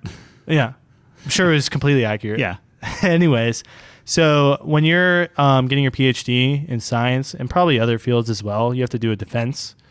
So you have a project you're working on or thesis or whatever, and then in front of a board, you kind of defend your work. They ask you questions and things like that about your experiments. Yeah. And I guess there's two parts of this. One where it's like the formal process, and then another one where it's more like show, like I guess your friends come and you do the presentation in front of all of them. So I got to go to that. I Nice. went to New Haven for that. at Yale and got to see him present everything. I did not understand a lick of it, but it was cool. And then we went to a Rangers game, which is a hockey team. So I got to go to Madison Square Garden, which was my first time there, which was very cool. Nice. Although they were doing a lot of construction, so it looked pretty dumpy, but it was awesome. You're still there. You can say you were there. I love New York. It's one of my favorite places. Yeah. People call me crazy. That's pretty good. That's a good phrase. What? You should coin that. I love New York. Yeah, maybe put on a shirt, put it on a sock. Love might be too long. Maybe just put like a heart or something. Anyway, go on. Right on a sock. Yep. Yeah. Anyways, so I got to go to that, and then we went to Disney because my little brother was. Oh, you were in Disney? Yep. I was in Disney right before your wedding. Yeah. So went to Disney for my little brother. He's in the marching band in high school. Nice. It's his senior year, so they're like marching down there. So we went down. That was a lot of fun. It was really nice down there. I was actually going to tell you, so the reason I brought this up is I got to go to the new, it's been a long time since I've been at Disney, but they have the Star Wars world now. Yeah. At Hollywood Studios, and it was so much fun. So you did it, you did it all then.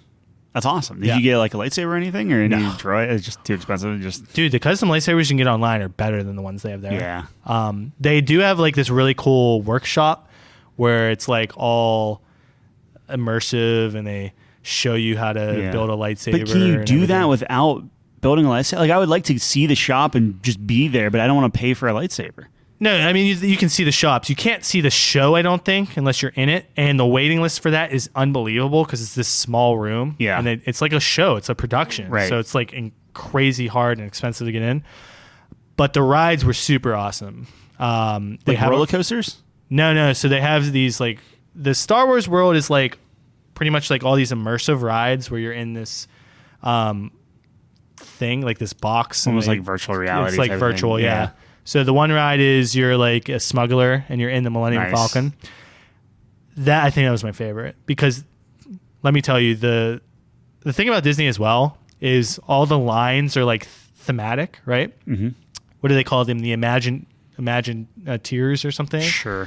Whatever. They like make all the lines and everything and it's all in the theme of the ride and all this cool stuff. So when you're in like a Star Wars line, it's like flight suits and blasters are locked in these cages and all these projections and droids in the distance and stuff. So it's really cool. The Millennium Falcon ride, right before you get onto the ride itself, it's pretty much an identical, like you're in the Millennium Falcon. They have the little chess table, the couch, everything looks the same. That's awesome. And then you go to your thing and you're in the cockpit and it looks the same. All the buttons work, the levers. During the ride, so I was the pilot, there's like 3 roles. There's like a pilot, engineers in the back, and then you have a gunner, like the ones in the movie. Yeah. And I was a pilot, which is by far the best job. I got to do the light speed stick, pull that down. It was so much. It was unbelievable. It was I'm great. excited for that. We're gonna go in July, so it's gonna be hot. But we were looking at just today. We were looking at tickets, and apparently the fast pass doesn't exist anymore. But there's they call it like a genie thing or something. Yeah. You have to pay for it. It's worth it if you have specific rides you want to do. Yeah, I figure. I mean, I think it's like $100. The genie's $15 a day. Oh well, something we were doing was 100. Probably the admission. Yeah, maybe. Yeah. I don't know. We're gonna stay there. We're actually staying in Disney for a couple days. Okay, so I have tips for you. Okay. All right, I'll tell the audience just in case you guys go to Disney. So if you stay in the park, you get to go into the park 30 minutes early, and you get to register for your genie an hour early. So I believe you either get to do it at 7 a.m. or 6 a.m., whichever is earlier. Yikes. Okay. So you want to wake up early and get your genie because the good rides will be out by the time the normal plebs wake up that aren't staying in the park. Yeah, dude. Holy cow. I got the Falcon ride on the genie, and I got one more, maybe the Slinky ride. There's a Slinky roller coaster, which is from Toy Story. Yeah, fantastic. Nice. All right. Okay, and let me tell you about that one too. This is very cool. So the Slinky roller coaster, Toyland, you're like a toy, so everything's big. Yeah. And there's a bunch of playing cards, these huge playing cards sitting around, and giant army men, and the lights are all Christmas lights, kind of wrapped around. Okay.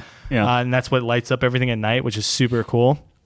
The Slinky Dog ride is a new roller coaster there, And the theme of it is Andy's building one of those like Connect roller coasters in his backyard, and he straps Slinky to it, and it kind of like that's how he makes it go or whatever. Yeah. So you're going through the line and you're seeing like the instructions for the roller coaster, and you're seeing like Slinky Dog's box and everything, and it's all opened, and it's just super cool. It sounds super cool. Like I think that's the thing is I haven't been to Disney in 30 years.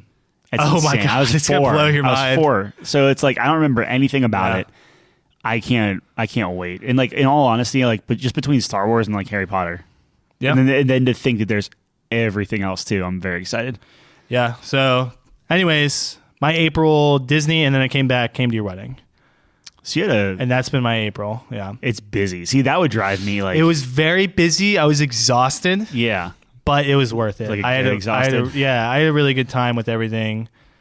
It was just so much fun. So what are you doing tomorrow? Like what's the next thing? Or do you finally get to like Sleep. relax? Yeah. My brother's birthday is at the end of the month, so he's coming into Okay, town, and nice. we're gonna do something. So This weekend? no, next next week. Okay, so you have like an off weekend and then I have an off weekend where I get to do something Yeah. cool. Actually, baseball starts this weekend, so Sunday I'm gonna be playing baseball. Nice. So it's a very eventful month.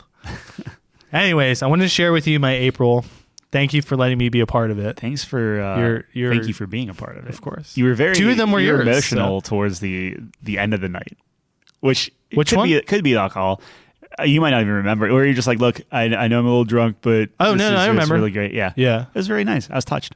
I always do that though. I was saying that to everyone. We went to the Doesn't mean I don't mean it though. No, and that's totally fine. Like if that's what it takes you to open up and be your true I came up self. to you guys early on too. You did. And well, I was a little bit more coherent. I'll let you know. No, you guys were And I told Chelsea that her wedding fantastic. reminded me of the Harry Potter wedding between Bill and Fleur. Yeah. Yeah. And under In the tent. Yeah. That's a cool one. Minus the Death Eaters. But yeah, we didn't have many of them. No, it just rained. And That's I beat Mike and Gerard at cornhole twice. a big deal. It was It was you and huge. Kyle. Me were on and the same Kyle, team? yeah. You guys played a long time. That was like all night. We were running the table. Yeah. And we just kept winning. We were magical. It was a lot of fun. I was having. Hey, I'm glad you had fun. It was a lot of fun. All right. Well, there's another padded 20 minutes. I was afraid we were going to be super early, but there we go. Solid. I can always find something in the back pocket. Easy. Well, that's all we got. Yeah. Not too bad for not doing this Back for a while. in the saddle. Yeah. Like riding a bike, they say. I'm not good at riding Saddle, a bike. bike. There's something there. Yeah. No, Similar. I'm bad at bicycling. Really? Yeah. I didn't know it was possible. Yeah, well, like back when I was a kid, I would be like taking turns real low, like almost like a motor, like low to the ground and stuff. Yeah. Now I'm like standing upright and I'm like wobbling and it's terrible. I think a lot of life is confidence. Confidence? Yeah. Like, oh, I'm going to get on this bike and I'm going to just ride it. I think if you were more confident, you'd be a lot better. Probably. Because, like, when I was playing cornhole at your wedding, I was crushing it. I was drunk. I didn't care. Yep. No inhibition. I You didn't care about knew missing in front of everyone. I didn't care. I was just Yeah. going for it. I was playing cornhole at the office. We were doing, like, this team building, so we were playing cornhole in the parking lot, which was kind of funny. Horrible. Well, Sober in front of my boss. Terrible. it's because you confidence. knew I that know. it's It's like people are going to judge you. And Yeah, I hated it. Felt bad. Sorry, buddy. Well, on that horrible note, be more confident, people. That's a good note. Yeah, that's a good note. Anyways, thank you for listening. If you made it this far, we really appreciate it as always. Check us out on couchcompany.games for all of our links there. Check us out on Twitter, specifically for our polls at CouchCoGames. Yep. 4 times. We have a poll Tuesday through Thursday. We have a podcast every Monday. And some other goodies sometimes. So just be on the lookout. Yeah. I have a computer coming at some point. Like, Yes. I'm excited for that. We'll stream Coursera, some right? stuff. Yeah, well, we didn't. Oh man, we don't have time for this. But Okay. basically, I bought a computer. Yes. A very good computer. Yes. I got it. It had a disconnected fan wire. Oh, Normally, no. that would take like a minute to fix. Yeah. Couldn't fix it because it was all like tied in there. I'm not going to rip that thing open. Nope. So I learned my lesson. It's sent back, and What's the lesson? don't don't buy that small, tiny little tower. Oh, I see. I loved it. It looked awesome. I thought it's gorgeous. It felt premium. I was saying that's too small though. The problem is, at the end of the day, because like that's going to be for 10 years, right? Like I'm trying to buy this thing that's going to last me a decade. So if I have to send it in for every little thing, and like Corsair, the guys that I talk to, super nice, but they do nothing over the phone. It's all through email, and it takes like 2 days for a response. So especially when something's broken and you just spent like a crazy amount of money on something, not worth it. So I returned that. I started looking up some parts like I vowed I never would again. Oh no, you're going to build? I think I might. We'll see. Is it because Nate got a 3080 and you're like inspired? No, I was doing this right before he sent me because I was gonna give him my 2080 if I got that new card. Right. Yeah, it's just like an Alienware, man. They're starting to. I don't like the aesthetic of the Alienware. It doesn't fit with. Like I was just telling Nate that where they just came out with a monitor. So I am thinking about getting an Alienware monitor. Yeah. It's an ultra wide and it's an OLED monitor. 32. It's 34 technically, 34? but it's ultra wide, so it's not going to be like super tall. Oh, I see. Okay, but it's back ordered until like June. OLED. Yeah. 4K. No, it's ultra wide, so it's like a what is it, like 34 something by 1440. Yeah, pretty much. Yeah, it's just about. But you said ultra wide, and I'm just like glossy. I don't know what that means. Yeah, it's essentially like 24 inches together. That must be like really aggravating because I know when I'm like looking up wallpapers, I guess they do have like there's ultra wide. There's a whole section of ultra wide specific wallpapers. Maybe I'm not in the ultra wide section of the internet. The hardest thing with the ultra wide is you can't really play too many, especially if you're like streaming or recording or something. Right. You can't play too many things full screen. Like you have to get okay with like I'm going to play windowed and all my other stuff's going to be around. It's essentially 2 monitors, but it's 1 monitor. Yeah, I hate that. So do I, but it's an OLED, and I really want an OLED. You can't find another OLED? Well, they're all TVs. The smallest OLED you can get that's not a monitor. So this technology is specific where it has less burn-in chance, and it's designed specifically differently than like LG's OLED TVs. Yeah. And I can bore you, but essentially what OLED TVs do is they shine everything through like white and then like kill out different lights. I see. Right? Mm-hmm. For each pixel. And what this one does is it shines blue light and then filters blue light based off of different things. So you're going to get better yellows. There's some benefits to it. At the end of the day, it's better color theoretically. Right. But it's in a monitor format. So what's the refresh on it? 175. Wow. Or if you do, it's 175. But I forget what it is. Like if you turn something on, which you would turn this feature on. I forget what feature it is. Yeah. Then it goes down to 144. Still 144. 144 is perfect. And the input lag is next to nothing. And because it's an OLED, the black to gray to like it's instant response. Like, it's better than you're gonna get on a monitor. Right. So for me, I'm just like that's the end game. Is an OLED monitor is just going to look better. Like no light bleed, no nothing. It's just perfect blacks. So then if you're playing a game that you don't want ultra wide or doesn't support ultra wide, and it's just like doesn't matter because the 2 black bars on either side are like black, like solid black. Right. It's not like you have some light bleed or it's fading in. It's just pitch black. Yeah.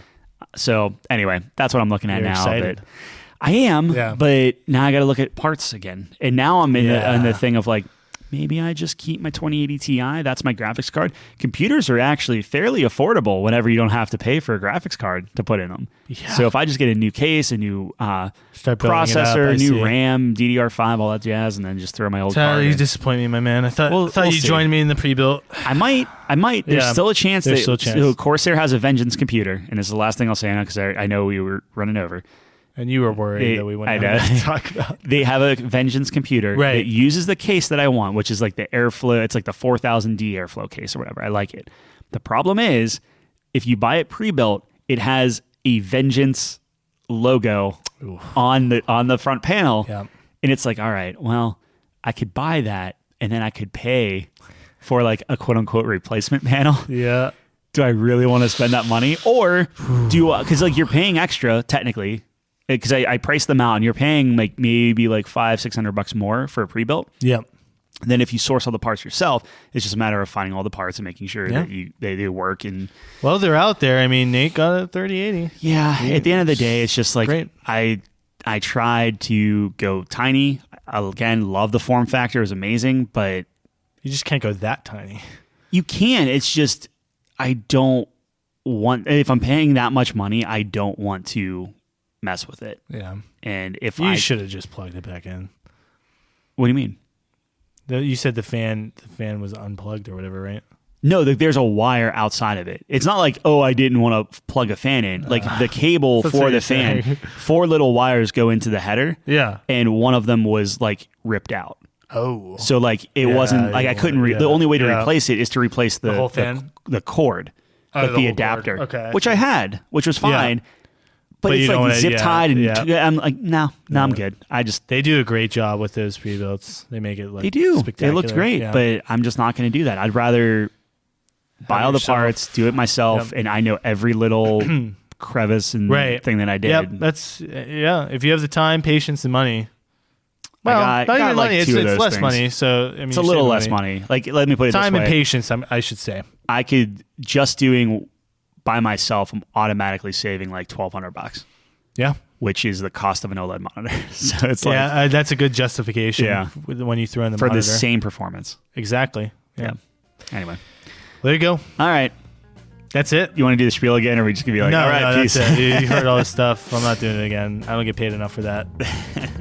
We'll see you same time, same place next week. Thanks for joining us on the couch. Peace.